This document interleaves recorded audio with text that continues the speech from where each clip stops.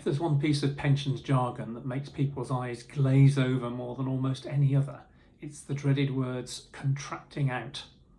Well, I took my courage in both hands this week for my column for This Is Money and responded to a reader who was asking, having thought back to the 1980s and Mrs. Thatcher encouraging people to take out contracted out personal pensions, whether, looking back, that was the good idea.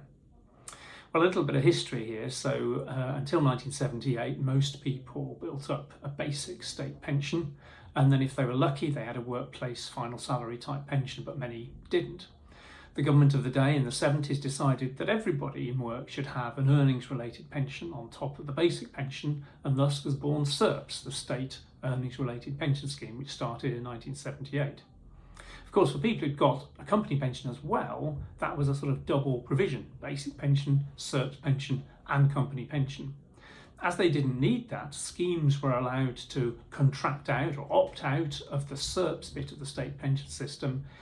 Both the worker and the firm paid less national insurance, but the deal was that the scheme would provide at least as good a benefit on average as the SERPS scheme would have done, a so-called guaranteed minimum pension. Whatever happened to them?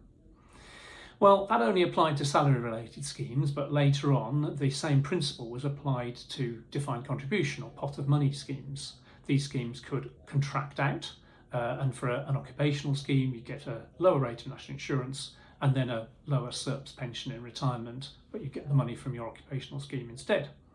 But Mrs. Thatcher was keen to extend pensions, private pensions, to people who didn't have any workplace pension at all. So she encouraged people to take out what were called approved personal pensions. The way it worked was that you paid full NI, but then you got a rebate on that NI paid into your pot. So you could in fact open a personal pension on a rebates only basis and build up a pot just from that, or you could pay in yourself on top. And to really supercharge things, between 1988 and 1998 there were extra rebates on top. And as a result, about 8 million people took out personal pensions. So, was it a good idea? Well, at the time, the rebates were set broadly to be fair to the taxpayer, the government, and the member. The government actually worked out how much money would have to go into a pot to be invested and grow till you retired to buy an annuity that would match the kind of pension you'd get from SERPS. That was the way the rebates were set. Now, if you simply opted out back then, joined a personal pension and had a top-up from a government bonus, if that money went well and it was invested and you drew it out perhaps before the financial crash in 2008, you might have done reasonably well out of the deal.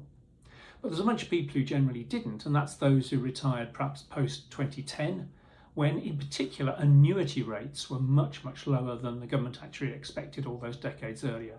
So you got your money in the pot, it grew pretty much in line with expectations, but the pension you got in return was much lower than expected. So for those people, they might have done better never to have contracted out.